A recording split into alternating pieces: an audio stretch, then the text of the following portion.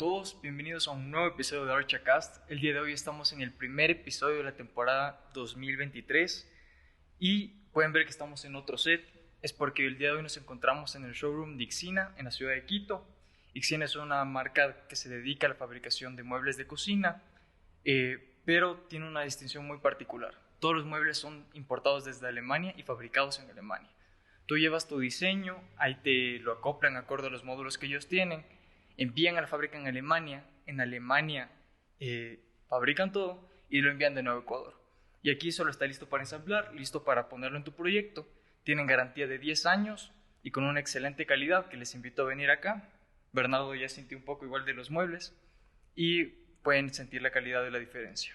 El día de hoy tenemos un gran invitado, un gran colega, amigo, que ya había venido alguna vez en el podcast, pero estamos volviendo a grabar porque fue una conversa muy enriquecedora.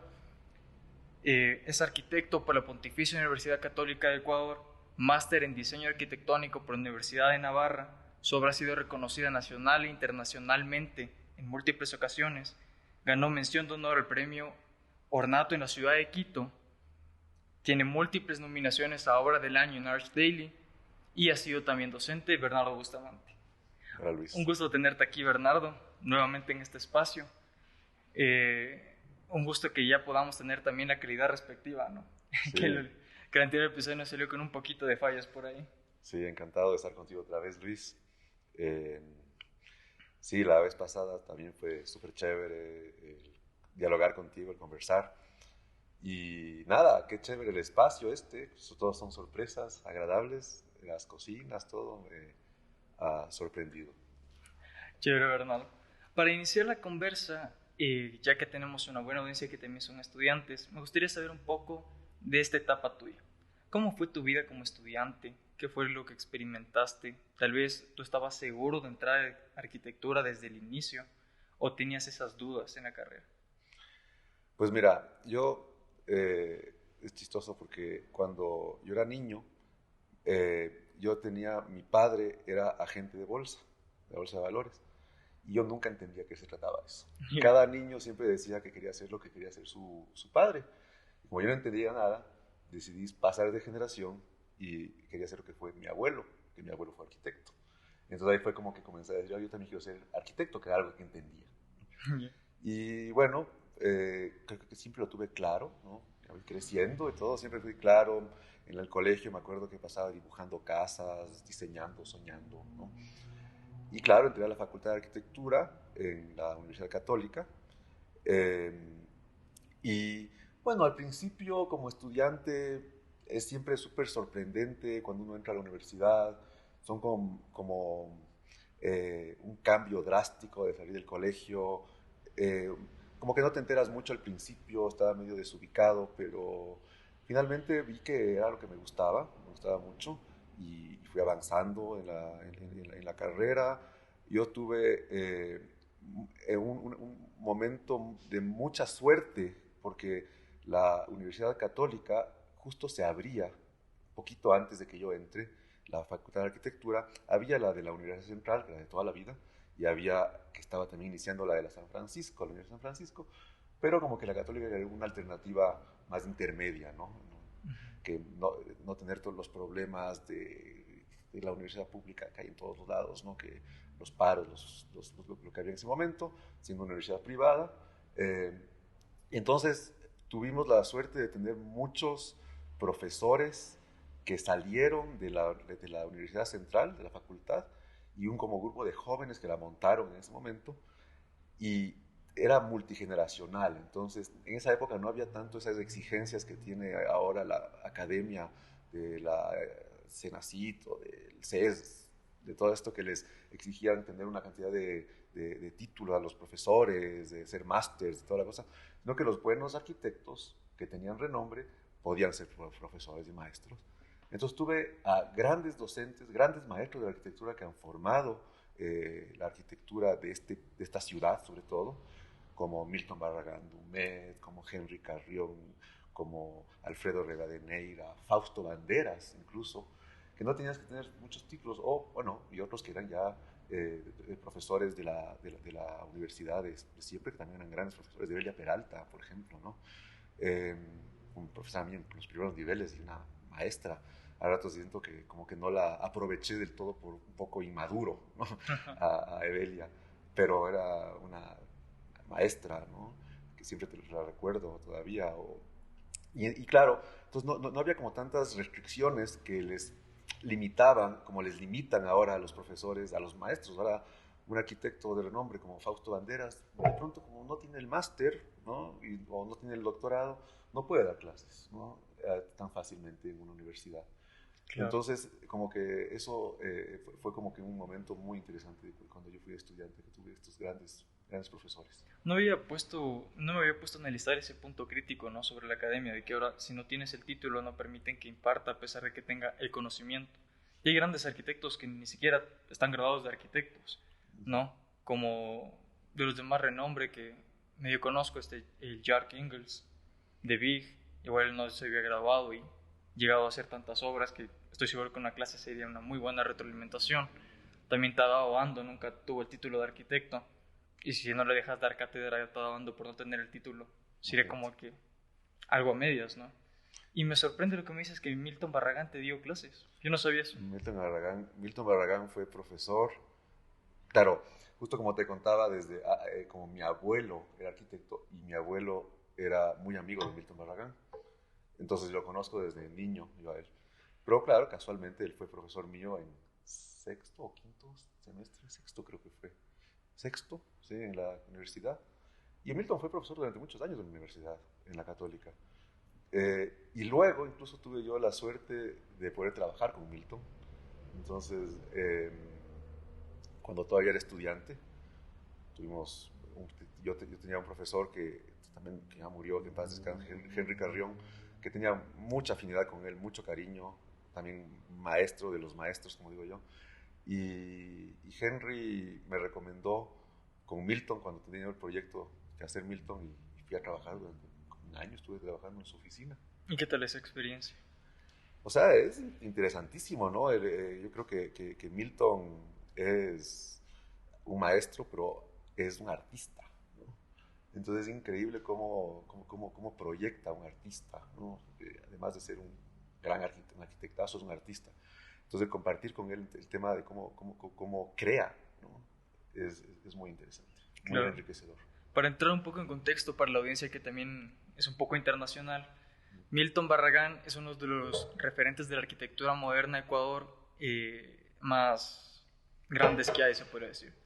Capaz por aquí ya va a salirles una foto de alguna de sus obras, que es un muy buen referente a analizar. Ya habiendo visto esta época tuya de estudiante, ¿cómo fueron tus primeras obras? Algo ya nos contaste en el anterior episodio que fue con familiares, pero me gustaría que lo volvamos a recapitular para que también se pueda ver cómo es el proceso de iniciar, cómo es el comenzar a ejercer la carrera, salir de la academia para ir al campo. Pues mira, yo ya te comenté la vez pasada, pero yo tuve mucha suerte porque cuando yo todavía era estudiante, estaba en los últimos semestres de la universidad, fui alumno de Fausto Banderas.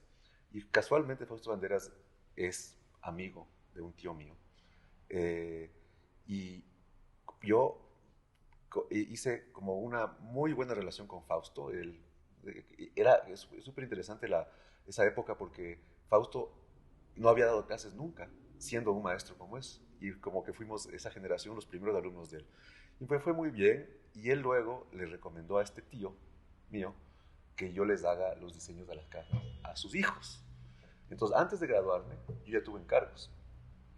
Pero, claro, la historia de la primera casa que me contrataron fue chistosa porque, claro, me llama este primo, ¿no? Su esposa, que les haga el proyecto de la casa. Era claro, yo estaría en un noveno semestre, décimo semestre, ya estaba graduándome, a punto de graduarme seguramente. Imagínate, claro, te llaman que quieren hacerte un encargo de estudiante. Es el momento quizá más ilusionante que has tenido en la vida, ¿no? Claro, yo me preparé una semana para la reunión. El día de la reunión me encachiné, me fui a la reunión con los primos y lo primero que hace la esposa de mi primo es sacarme una revista. Esta casa quiero que me hagas, ¿no? A mí se me cayó el alma al piso. Claro. Porque realmente yo que iba todo dispuesto a mostrar todo lo que tenía de creatividad y todo. Y claro, me quedé frío, me fui decepcionado y le hice ese proyecto, ¿no? Le dibujé ese proyecto. Llevé a la semana y pico el proyecto dibujado, acoplado al terreno que tenían. Le dije, mira, aquí tienes el proyecto. Pero te voy a pedir una cosa, ¿verdad? Le dije, yo no creo tanto que esto es lo que se debe hacer, obviamente con toda la timidez que tenía en ese momento. Le dije, dame el chance, dame la oportunidad de hacerte yo lo que yo creo que hay que hacer. Entonces me dijo, bueno, no tengo nada que perder, ¿no? No me cuesta más, no hago nada, así que... Entonces me fui de vuelta a casa y le hice un proyecto como yo creía que debía ser. Llevé unas semanas después y lo comparamos y ella justo por suerte escogió el que yo había hecho, ¿no? Finalmente, y se hizo esa casa, Y eso ¿no? es bueno, ¿no? O sea, el aprender como que a encarar también las cosas y no solo como que quedarse. Porque tal vez alguien que no tenga la personalidad o no busque tal vez el confrontar o proponer, se hubiera quedado con, bueno, le hago como que lo que me pidió y no ni siquiera presenta su propuesta. Pero eso es algo bueno que tú has hecho, como que se decir, no, espérate, yo te presento también mi propuesta, comparemos y veamos cuál te gusta más. Incluso hay ese rato, yo siempre digo que hay que aprender a vender es aprender a exponer las cosas también. Entonces, al tener el proyecto otro, que tal vez no tiene ninguna coherencia con el entorno ni con la gente que va a vivir ahí, y le muestras el tuyo, que lo pensaste específicamente para ellos, hasta tienes cómo defenderlo más. Claro. Le justificas de muchas más formas y les va a gustar más la idea, porque lo van a entender, acorde como tú lo expliques. Sí, sí, claro, o sea, obviamente, ¿no? Es el ideal. Y había el tiempo, ¿no? Lo que sucede siempre al iniciar la carrera de arquitecto ya profesionalmente es que los primeros encargos que uno tiene son normalmente de familiares, de amigos, de conocidos, de familiares, y no necesariamente te buscan por un tema de que les gusta lo que haces, sino por un tema de confianza, ¿no? Yo creo que, el arquitecto es un miembro de extrema confianza que debe tener una familia. Entonces, cuando se acercan a ti, son sobre todo, es porque, bueno, dicen, este chico es de familia conocida, le conozco al papá, no sé, es mi pariente, sé que más o menos va a hacer medio responsablemente las cosas, ¿no? Porque implica un montón de sacrificio, de esfuerzo cuando hace una familia un proyecto, una casa, ¿no? Pero muchas veces no es porque les gusta o porque entienden mucho lo que tú diseñas o lo que tú haces, lo que tu manera de hacer arquitectura, sino es por un tema de más bien de resolver el tema de la necesidad de una casa con alguien de confianza. Que ahora, claro, en la práctica ya, que es lo que pasa ya cuando pasan años de ejercicio, que ya no te buscan porque eres buena gente, sino que te buscan porque les gusta lo que haces, ¿no? Y justo eso es un punto muy importante que tú acabas de tocar, que hay que tomar en cuenta que cuando diseñas una casa, construyes una casa, para esa familia puede que sea el único lugar donde van a vivir el resto de su vida. Y es la inversión del capital que pueden haber ahorrado en toda su vida o a veces hasta con créditos. Y van a estar pagando esa casa 20 años. Y es una gran responsabilidad que recae en el profesional. Por eso buscan siempre que sea alguien de confianza, ¿no? Que les genere esa tranquilidad de que, ok, voy a darte a ti 80,000, 100,000, 200,000 y me vas a dar la casa que sueño y me vas a dar la seguridad que quiero. Y por eso siempre se busca alguien que sea muy relacionable. Porque no, a un ajeno no le vas a confiar tanta plata que te ha costado a ti hacer para poder construirla, ¿no? Exactamente. Sí, sí, o sea, de hecho, nosotros, yo como Bernardo Bustamante Arquitectos, lo que más hemos hecho es casas unifamiliares, vivienda unifamiliar, no tanto porque queramos tanto, sino porque así se nos ha ido dando la carrera, ¿no? La Salen los profesión, encargos. y es un poco los encargos que tenemos más cotidianamente, más comúnmente. Eh, y claro, el hecho de hacerse la casa, de construirse la casa, es normalmente la inversión más grande que hace una familia en su vida y normalmente, como tú dices, es la única vez que lo hacen, casi siempre. Es muy raro una familia de alguien que se haga dos casas en su vida. Y obviamente supone mucho esfuerzo y mucho estrés. Entonces, a veces para nosotros que ya vamos haciendo, no sé, 5 o 6 casas al año, es como que ya se vuelve cotidiano, ¿no? Y se vuelve incluso a veces sin querer, nunca siempre tratamos de ser muy personalizados, pero está un poco mecánico y hacemos los procesos y toda la cosa. Pero claro, para las familias se supone un montón de estrés y esfuerzo que muchas veces como que eh, genera entre ellos mismos, a veces, yo he tenido divorcios, ¿no? De clientes, ¿no? Porque claro, no se ponen de acuerdo o discusiones o temas que les afecta mucho por ese estrés que supone, ¿no? La construcción de una casa. Claro, y eso es también nuestro trabajo, facilitarle que no sienta como que ese estrés, ¿no? Sí. Darle resolviendo lo más posible. Sí, también somos psicólogos, a veces, psicólogos maritales. Hay veces que ya, como saben decir, el arquitecto es de todo un poco, porque ya Sí. tú comienzas a reflexionar en varios aspectos, dependiendo también la escala del proyecto, que ya a uno le toca analizar varias cosas. Pero es interesante también, ¿no? Como ahora la audiencia también ayuda a definir como que en estos tipos de crítica. Porque he escuchado que incluso ahora hay concursos en los que te miden como que el factor instagramable, que sí que tenés que instagramable ese proyecto y en base a eso critican, que eso ya entra en muchas dudas, ¿no? Porque la arquitectura no la haces para que salga en Instagram, sino la haces para la persona que la va a habitar. Pero ya son factores que se toman en cuenta hoy en día, ¿no? Totalmente, sí, y creo que a veces se tergiversa, ¿no? El objeto del arquitecto. De hecho, nosotros siempre decimos, creo que los proyectos que hacemos primero tienen que ser para ser usados, ¿no? La arquitectura tiene que ser diseñada y usada, utilizada por el ser humano y funcionar para el usuario, ¿no? Como primer objeto y que también tenga el tema de la perduración en el tiempo, el tema de bueno, todas las variables que hablamos, la sostenibilidad, etcétera, etcétera. La económica, ¿no? Porque es fundamental para nosotros que sea un proyecto viable dentro de nuestra economía, que sea eficiente económicamente, que no ser responsables en ese sentido. Pero claro, luego de eso está ya el tema de las publicaciones y los premios. Yo creo que los arquitectos que hacen proyectos para ganarse premios están equivocados, ¿no? Creo que el proyecto tiene que ser sobre todo para usarse y si después te dan un reconocimiento o un premio, enhorabuena, ¿no? Claro. Pero primerito tiene que ser que el primer gran premio es que una familia, un usuario esté feliz, cómodo dentro de Claro, lo que porque se incluso vivió. si llegaras a ganar el premio y la familia no vivió feliz en ese caso, no vivió cómodamente, Uh-huh. a fin de cuentas en verdad lograste algo, o sea, solo Sí. recibir un premio, pero no lograste el verdadero objetivo de haber conseguido el proyecto. Y hay mucho de eso, ¿no? Sí. Hay muchas historias, o sea, dentro del medio de la arquitectura de proyectos que son ganadores de premios, pero que al momento de utilizarlos son ineficientes, ¿no? No son cómodos o que costaron mucho más de lo que debieron haber costado por caprichos de arquitectos, cosas de ese tipo. Yo creo que sí, el arquitecto tiene que ser muy responsable en ese sentido. Claro. Y volviendo un poco a Casa Guarango, aquí pueden ver un poco ya, les sale la imagen, ya saben. Y los de Spotify vayan a YouTube para que puedan ver las imágenes. Algo muy particular me llamó la atención al leer la descripción de este proyecto. Y es que hicieron con ladrillo debido a que había arcilla en el sitio. Y que utilizaron la arcilla del sitio y ustedes fabricaron sus propios ladrillos para construir esta vivienda. Sí, sí. ¿Cómo fue el proceso para eso? O sea, la historia de esta casa es una larga historia, ¿no? Una larga historia porque mi padre compró estos terrenos en el Ilaló hace 25, 30 años, ¿no? 25, sí, quizá. Y eran unos terrenos absolutamente erosionados, desérticos, sobre todo por el tema del mal uso de la vegetación de Ilaló.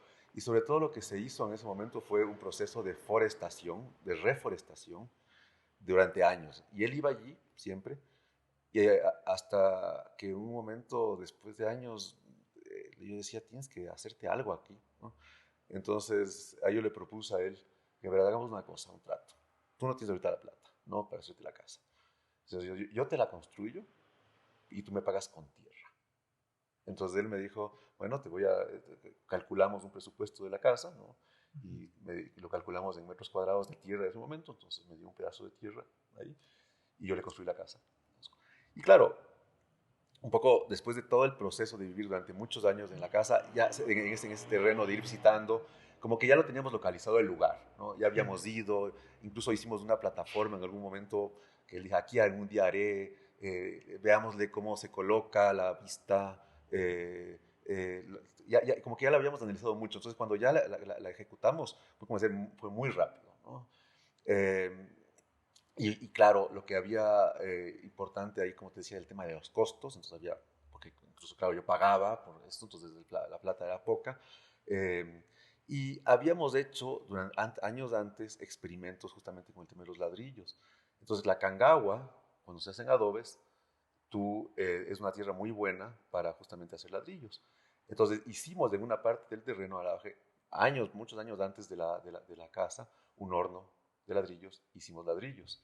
Y utilizamos esos ladrillos para hacer inicialmente una casita que era como para el cuidador, ¿no? Para los cuidadores. Entonces hicimos una casita con esos ladrillos y sobraron ladrillos y varios horneadas de ladrillos, unos salían mal, otros salían bien, ¿no? Experimentando, pero muchos años antes de la casa.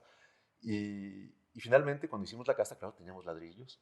Entonces utilizamos esos ladrillos que hicimos muchos años antes ahí, ¿no? En partes de la casa. Otros compramos también, porque nos faltaron, el ladrillo mambrón artesanal.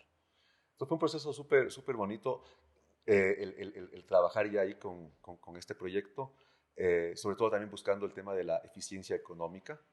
Y fue también muy interesante porque la construimos en 75 días. Claro, fue Rápido. súper rápido la construcción.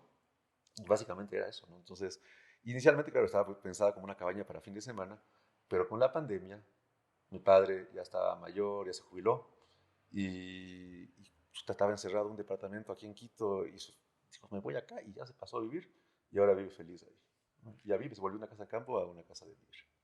Y tú cuando justo vi que en tu sitio web tienes como súper dividido, como que casas de campo y otras casas. Entonces tu casa de campo defines como estas más vacacionales, o sea, para ir como que estancias temporales. Sí, quizás no está bien, ahora que me haces caer en cuenta, quizás no está bien descrito, ¿no? Quizás el término de segundas residencias, ¿no? Ya. Que es una segunda residencia, porque la residencia, digamos, la primera residencia normalmente es donde vives más del tiempo, pero muchas veces pasa esto, ¿no? Que las personas viven en la ciudad y tienen la cotidianidad dentro de la ciudad y tienen un espacio secundario para ir a pasar el fin de semana o para pasar vacaciones o temporadas cortas. Y hemos hecho algunas de estas casas, como casas de campo o casas de fin de semana o casas segundas residencias. Y claro, tiene un programa un poco distinto. Por ejemplo, no tienes tanto necesidad de espacios de almacenamiento o espacios de lavado, de lavandería, porque claro, lavas el fin de semana y lavas la ropa en casa, ¿no? Cosas de ese tipo. Pero sí hemos hecho, nos han pedido algunos encargos de estas casas, segundas residencias. Y algunos retos que vi que tuviste en este proyecto, o sea, me gustaría saber más de cuáles tuviste, pero es el tema de que al ser apartado en sí de todos los servicios básicos que se pueden encontrar en una zona urbana, genera también ciertas problemáticas. Entonces yo vi que por el tema de agua, que es escaso en este sector, lo compensaste con recolección de agua lluvia. Quiero saber qué otros servicios básicos tal vez hicieron que sea complejo la construcción allá, o si tuviste algunos retos por el ser apartado, como trabajar con el material. O sea, aparte creo que lo solventaste el tener ladrillo del mismo lugar, pero tal vez el transporte de algún material se complicó al ser una zona un poco más apartada. Evidente, sí, de las cosas más complejas de hacer casas de campo, a veces es el acceso, la accesibilidad.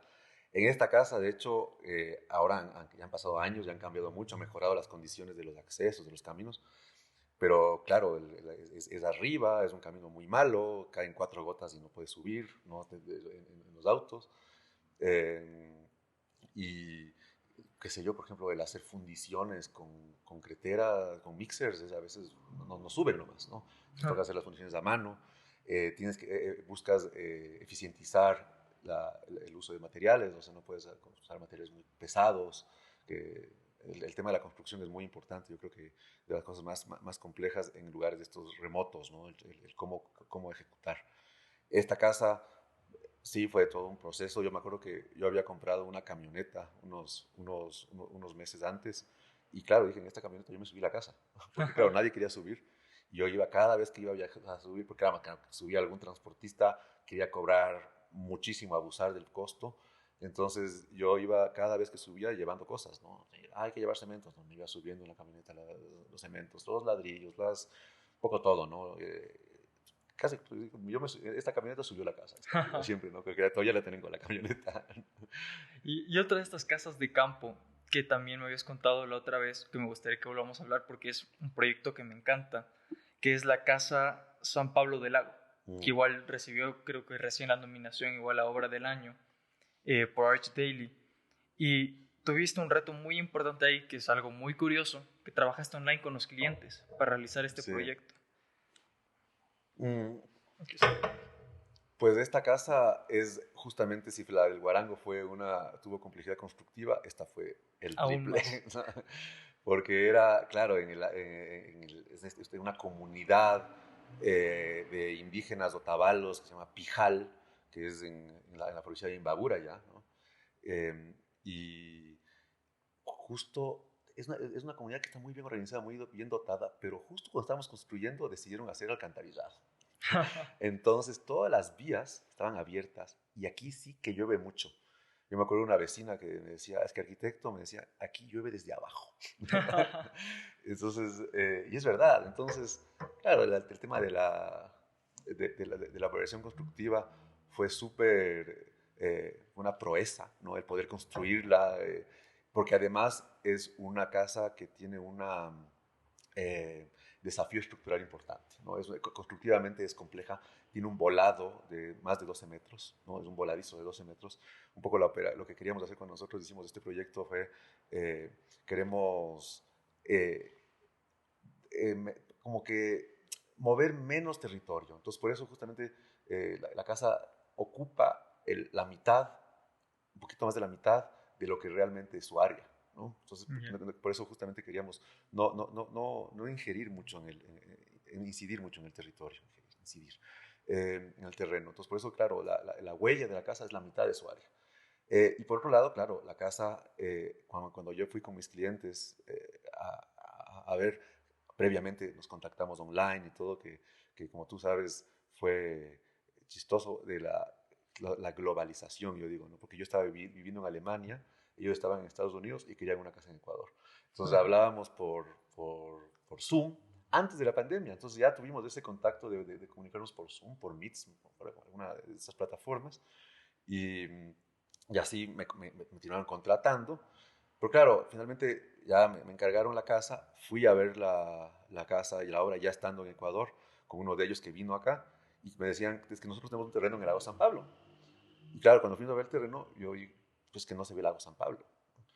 Y claro, nos metimos hacia adentro, hasta el final del terreno, y desde un punto ya podías ver el lago. Pero claro, la topografía natural del terreno te hacía que si colocabas con esas líneas el proyecto, no ibas a ver el lago. Entonces, esa es la razón por la que hicimos girar el proyecto para que justamente se oriente todo hacia la vista del lago, ¿no? Y Claro. eso nos obligaba a generar este voladizo enorme para justamente poder visualizar el lago y el Imbabura, ¿no? Y nutrirse, que la casa se nutra de todas esas visuales, porque incluso cuando está despejado ves mucho más allá, ves el Cotacachi, o sea, ves como muy lejano, ¿no? Tienes una vista muy lejana. Entonces, tú al tener estos proyectos, que son algunos más en campo y otros en sectores más urbanos, ¿a ti qué te gusta más? Tal vez tener el reto de tener que hacer esta gestión para poder conseguir los recursos en las zonas apartadas, o mejor quedarse tranquilo ya en la zona urbana que ya tienes todo a la mano. Sí, yo creo que nosotros como estudio nos gusta más, a veces mucho, nos gustan los retos, ¿no? Nos gustan que las cosas no sean tan fáciles. Obviamente que decir que, a ver, que no tengas los servicios básicos no es que sea tan interesante como arquitecto, ¿no? Hay que resolverlo, lo tienes que dotar, tienes que buscarte la manera de hacerlo. Por suerte tenemos recursos, maneras, puedes recolectar el agua de una cubierta o puedes tener un sistema de fosa séptica para resolver el tema del alcantarillado. Eso te hace muchas veces ser eficiente, más eficiente con el uso de los recursos, ser más consciente, o cuando la energía viene mala o con baja calidad, te toca buscar la manera de cómo eficientizar eso, ¿no? Esos los servicios básicos. Pero yo creo que sobre todo a nosotros escogemos los proyectos que nos encargan y muchas veces sí, lamentablemente sí nos toca escoger porque a veces hay más de lo que podemos abarcar, pero cuando escogemos nos gusta, más que tema económico o cualquier tema, nos gusta que sea un proyecto que nos genere un reto interesante. Entonces, qué sé yo, por ejemplo, ahora nosotros estamos haciendo un proyecto de una eh, ampliación de una casita, ¿no? Es una familia que se quedó embarazada la esposa y tiene una casa de un solo cuarto y necesitaba un cuarto para el futuro bebé. Es claro, buscar cómo resolver ese reto, esa necesidad. Es un proyecto de 40 metros cuadrados que lo estamos haciendo, estamos ya a punto de terminarlo. Y más que el beneficio económico o el beneficio que es justamente ese beneficio filantrópico que digo, ¿no? De hacer lo que te gusta, de apasionarnos, de amar la arquitectura y de resolverle de una manera ingeniosa de cómo hacemos a ver para resolver el proyecto a esta familia que necesita ya, porque el tiempo es del embarazo, ¿no? El tiempo es del Claro. embarazo, ¿no? Entonces tienes mucho menos tiempo que el embarazo. Cómo hacerlo barato, ¿no? Cómo hacerlo eficiente, cómo optimizar lo que tienes. Y finalmente el cliente que esté feliz y satisfecho con su resultado, ¿no? O también estamos haciendo ahora un proyecto para el municipio, para el Instituto Metropolitano de Patrimonio, que es el nuevo archivo metropolitano, que es un proyecto de 3.000 metros cuadrados, de una rehabilitación de una casa en el centro histórico, que es sumamente complejo y es un proyecto hermoso, ¿no? De toda la cosa, y grande, ¿no? Entonces yo creo que el arquitecto tiene que, y un poco que nosotros también queremos, es resolver estos diferentes retos de diferentes escalas. Si es que es necesidad de ampliar un cuarto, pero lo puedes hacer con arquitectura, lo puedes hacer interesante, que bienvenido. Y si que puede hacer un edificio de 3 millones de dólares, también bienvenido, ¿no? Resolver un poco en todos los aspectos, en todas las escalas, las necesidades de la gente. Listo. Gracias, Bernardo, por haber llegado a este espacio. Ha sido una conversa muy enriquecedora. Es siempre bueno poder hablar con gente que se dedica a este medio, sobre todo cuando es gente que también uno ve como grandes proyectos, porque me encanta la arquitectura con la que trabajas. Y espero que la audiencia también le haya gustado, lleve a conocer más de tus proyectos. No olviden seguir las redes de Bernardo, las redes de LAV. No olviden visitar Ixina, ahí van a poder ver el catálogo y pueden ver igual en el showroom. Y un gusto haberte tenido aquí, ¿verdad? Encantado, Luis. Siempre nos quedan cosas por seguir hablando, así que siempre se hace corta, ¿no? La conversación. Sí.